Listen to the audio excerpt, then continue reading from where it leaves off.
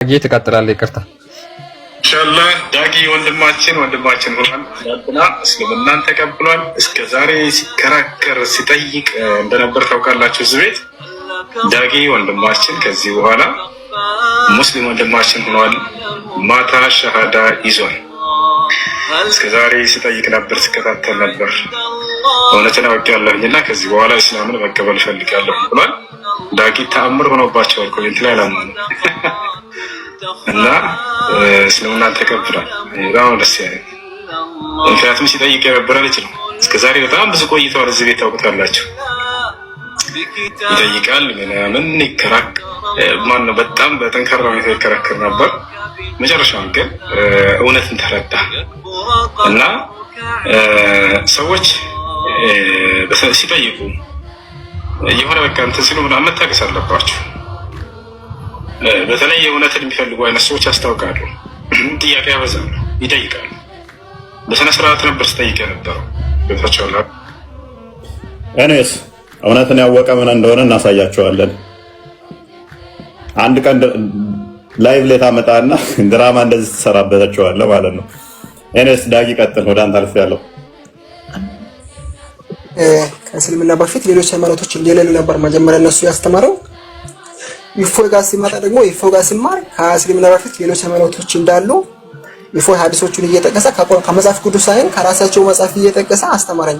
ከዛ እሱንም ተርብቼ ላይ እዛ ውስጥ እስልምና ውስጥ ነበርኩ በሰዓቱ። ከዛም ደግሞ አይ ቲንክ 2 ወይም 3 ሳምንት ይሆናል። ከዛ በፊት ኢፎይ ደግሞ ሲያስተምር ሐዋርያትና ነቢያት ወይም የአብርሃም የይስሐቅ የያዕቆብን አምላክ አባት ብሎ ነበር ይጠሩ። አባት ብሎ የሚጠሩት ነብዩ መሐመድ እንዴት ነው ትናንትና መጥቶ አባት ብሎ ማጥራት ማይቻለው ብሎ ኢፎይ ሲያስተምር መጽሐፍ ቅዱስን እየጠቀሰ ብሉይ ኪዳንና አዲስ ኪዳንን እየጠቀሰ ሲያስተምር ምንድነው ዘረጊ መስራትን ጠቅሶ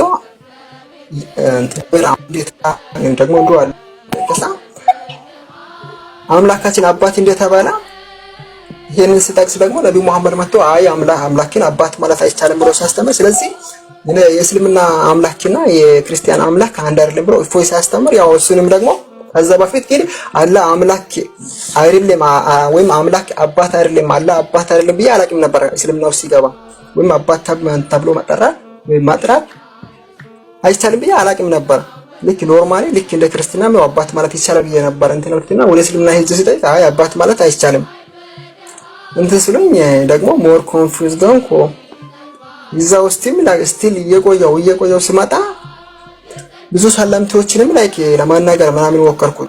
ለምሳሌ ልክ እንደኔ ዳጊ በጣም ጠያቂ ልጅ ነበረ፣ በጣም ጎበዝ ልጅ ነበረ ምናምን እንደሚሉት እኔ እዛ ውስጥ ሻዳ ሲይዙ የነበሩ ልጆች በስሙ ዳቁን ይባላል። ለምሳሌ ዳቁን ነው ሻዳ ያዘው፣ ዛሬ ሻዳ ያዘው ልጅ ዳቁን ነው፣ ቄስ ነው፣ ፓስተር ነው ይባላል። ግን የክርስትና ስም ማን ነው ተብሎ ሲጠየቅ ስሜ ዳግም ነው ይባላል። የክርስትና ስም ዳግም ነው የሚል የክርስትና ስም የለም። ስምሽ ማን ነው ብሎ ሲጠየቅ የክርስትና ስሜ ኩዊን ነው ወይም ሜሪ ነው። እንደዚህ አይነት ስም የለም የክርስትና ስም። ገባችሁ? እንደዚህ አይነት ሰዎች ሻዳ ይዞ ደግሞ አይደለም ታሻሽን ይዞ ለምሳሌ አንድ ሰው እብድ መሆን ጤነኛ መሆን ታች በኮሜንት እኔ ሻዳ ሊይዝ ነው ስል ና ሻዳ ያዝ፣ ሻወር ወሰድ፣ ሄድና ስገድ። ዳስት ምንም አይነት እውቀት አያስፈልግም፣ ምንም አይነት መማር አያስፈልግም። ለምሳሌ ወደ ክርስትና ስትመጣ ትማራለህ፣ ትጠመቃለህ፣ ከዛ ወደ ክርስትና ትክክለኛ ክርስቲያን ትሆናለህ። እስልምና ውስጥ ስትሄድ ግን እብድ ይሁን ጤነኛ ይሁን ታች በኮሜንት ሻዳ ሊይዝ ነው ካለ በቃ እዚህ 10,000 ሰው ይኑር በኮሜንት ሻዳ ሊይዝ ነው ካለ ቶሎ ያስገባሉ። ከዛ ሻዳ ይዟል ምን ያደርጋሉ? በቃ ሄድና ሻወር ወሰድና ስገድ። ደግሞ ሻወር ወስደ እየሰገድክ ደግሞ አንድ ሳምንት ካልሰገድክ ወይም አንድ ቀን ካልሰገድክ በቃ ካፍራል። ይሄ እኮ ላይ ህልም ነው የሚመስለኝ እኔ ገባ። እየሰገድክ አንድ ቀን ካልሰገድክ ካፍራሃል፣ በቃ ወደ ክርስትና ተመለሰ። እንዴት ነው? ቆይ ቢያንስ ስላልተመቸኝ ካልሰገድኩ ካፍራሃል ማለት ይሄ ራሱ ላይክ ህልም ነው ለኔ የሚመስለኝ። ገባችሁ?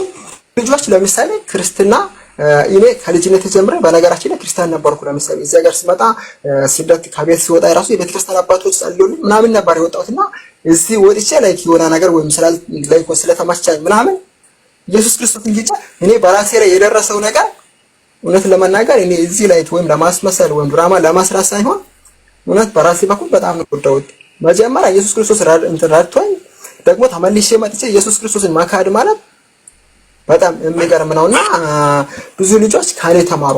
ገባችሁ? ጥያቄ ለምሳሌ ክርስትና ላይ ምንም አይነት ድክመት ሊኖራችሁ ይችላል። ምንም አይነት በቃ ገባችሁ?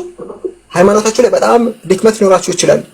በራሳችሁ በኩል እናንተም እንደምታውቁት በራሳችሁ ላይ ምንም አይነት ድክመት ካለ ድክመቱን ለማሻሻል ደግሞ ሞር መጽሐፍ ቅዱስን ለማንበብ እንጂ አይ ክርስትና እስልምና ትክክል ነው ብላችሁ ወዲያውኑ ሻዳ ይዛችሁ ኢየሱስ ክርስቶስን ወደ መካድ እንዳትሄዱ ወንድሞቼ እህቶቼ። እውነት ለመናገር እኔ በራሴ በጣም ትልቅ ጥፋት ነው የሰራሁት። እኔ ብዙ ነገር ሰርቻለሁ። ለምሳሌ ቢያንስ ሶስም ይሆን ብዙ ነገር አይቻለሁ። በህይወት ትልቅ ጥፋት የሰራሁት ኢየሱስ ክርስቶስን የካድኩት ቀን ነው። ገባችሁ? ኢየሱስ ክርስቶስን ኪጄ ኢየሱስ ክርስቶስ አልሞተም አልተሰቀለም ተብሎ እዛ ቤት አይ ከ600 ዓመት በኋላ መጥቶ ኢየሱስ ክርስቶስ አይ አልሞተም አልተሰቀለም ማኑ በሱ ፋንታ ይሞተው ብሎ ሲጠየቅ የለውም ማስረጃ የላቸውም። በኢየሱስ ክርስቶስ ፋንታ ኢየሱስ ክርስቶስ ካልሞታና ካልተሰቀለ ለምን መጣ አመጣጡ ሰረ ለምን አስፈለጋ ተብሎ ሲጠየቅ ማስረጃ የላቸውም። ተባችሁ እኔ በህይወቴ ዘመን ብዙ ነገር ብዙ ጥፋት ሰርቻለሁ፣ ብዙ ኃጢአት ሰርቻለሁ። ትልቅ ጥፋት የሰራሁት ኢየሱስ ክርስቶስን ኪጄ በወጣሁት ቀን ነው። ገባችሁ? ማንም ሰው ምንም አይነት የእምነት ድክመት ይኖራችሁ ምንም አይነት ድክመት ይኖራችሁ ኢየሱስ ክርስቶስን ወደ መካድ እንዳትመጡ ፕሊዝ ወንድሞች እህቶቼ። ባላችሁበት እምነት ራሳችሁን ጠብቁ። ገባችሁ? ማንም ሰው የኔ ትክክል ነው የኔ ውሸት ነው እንደዚህ ብሎ ሰዎች ስለነገሯችሁ ብቻ ሮጣችሁ ወደዚህ እንዳትል። በጣም ይንከባከባችኋል። ገባችሁ? አማርኛ ሁለተኛ ቋንቋ ስለሆነ I hope you understand እና በጣም ይንከባከባችኋል። ገባችሁ? ወደ እስልምና ስትሄዱ ሁሉም ሰው ይንከባከባችኋል፣ ፎሎ በጣም ያረጋችኋል ምናምን በቃ ሁሉም ሰው ያከብራችኋል። ገባችሁ? ለምን ወደዛ እንድትወዱ ያረጋችኋል። በቃ እስልምና እንድትወዱ ወደ እስልምና እንድትሄዱ ሁሉም ሰው ይወዳችኋል። በቃ ሁሉም ሰው ወደ እስልምና እንድትሄዱ ይገፋፋችኋል።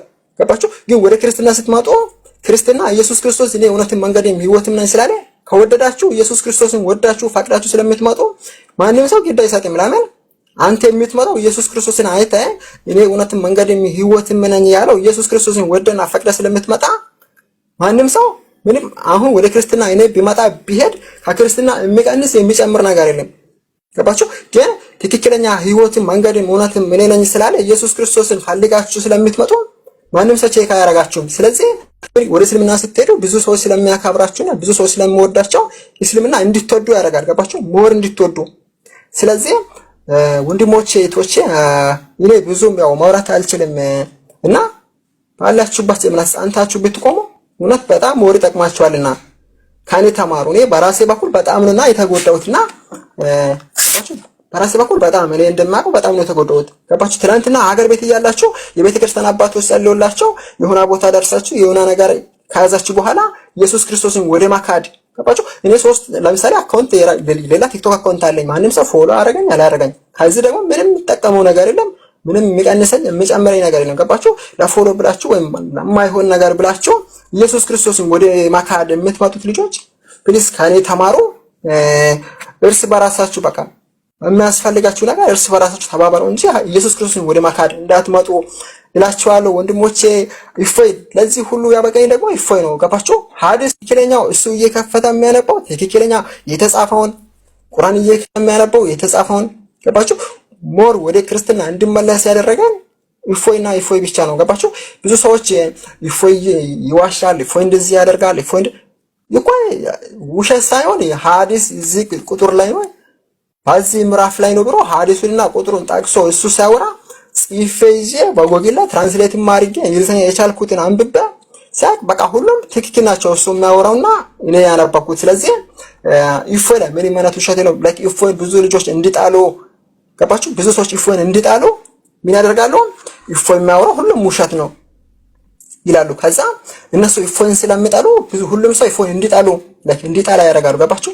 እንዱ ደግሞ በጣም ወዳቸው ልጆች አሉ ክርስቲያን ልጆች ለምሳሌ እዚህ ጋስት ላይ ያሉት እና ቃል እና አርዲ አንዳንድ ጊዜ ከተተለው እና ቆስጠንጢኖስ እንዱ ደግሞ እና ዮሐድ በጣም በቋንቋም ደግሞ በሁሉም ነገር በቃ እውቀት ያላቸው በጣም ጎበዝ ልጆች አሉ። ገባችሁ?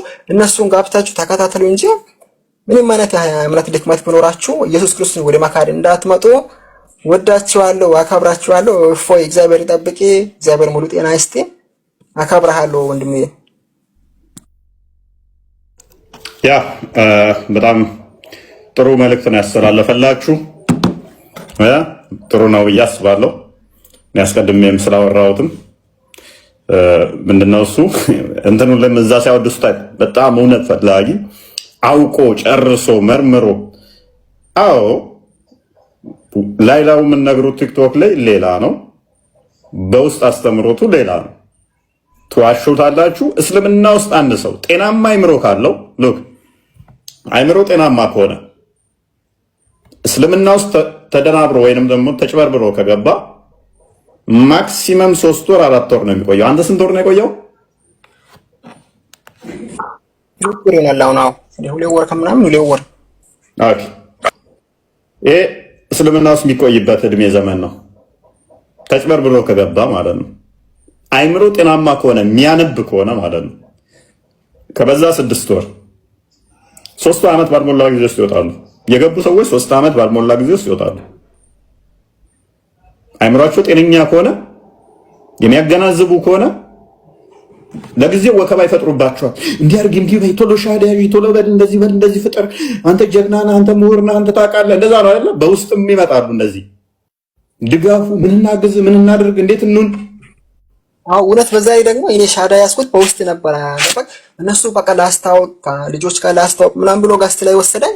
አሁን ብዙ ልጆች ዳጊ ፎሎ ፈልጎ ነው እንደዚህ የሆነው፣ ይሄ ግፍት ፈልጎ ነው እንደዚህ የሆነው። እኔ ግፍት ፈልጌ ፎሎ ፈልጌ ቢሆን ሻዳ በውስጥ አልይዝም። እኔ ሻዳ ያስኩት በውስጥ ነው። እነሱ ምን አደረገኝ? በቃ ጋስት ላይ ወሰደኝና ቆይ ላስታውቂ ምናምን ብሎ ሳክስ ለማውራት ቅድም እንዳያችሁት ቪዲዮ ማለት ነው። እንደዚህ ነው ያደረገኝ እንጂ ፎሎ ፈልጌ አይደለም እኔ እንደዚህ ያደረኩት።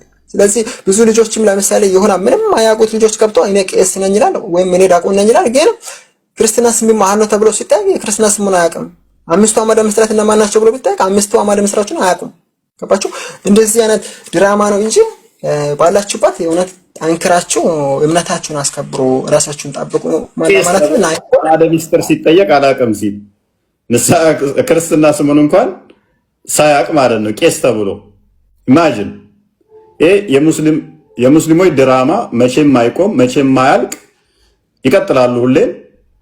ነገር ግን ምንድነው እሱ አንድ መገንዘብ ያለብን ሰዎቹ ያሻሉ፣ እንደሚዋሹ በደንብ ማወቅ ነው። ይሄንን ከታወቀ ዘንድ ደግሞ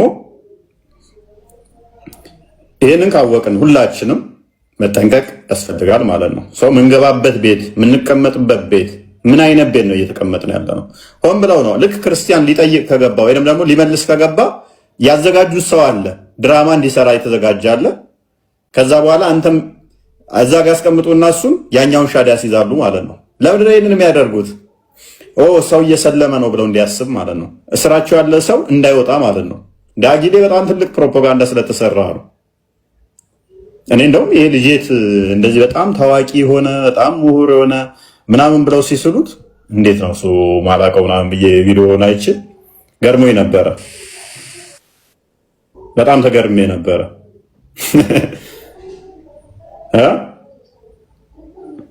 ኤኒዌይስ ኃላፊነት ይጠበቅብሃል፣ ብዙ መስራት ይኖርብሃል። ወደዛ የሚሄደው ጤናማ ሰው እንዳልሆነ አንተም ታውቀዋለህ። ሜይ ቢ ያወርታቸዋል ብዬ አስባለሁኝ። ወደዛ ሄዱትን ወይም ገንዘብ ፍለጋ ነው ወይም በወንድ ምክንያት ነው ወይንም ደግሞ እዚህ ከሰው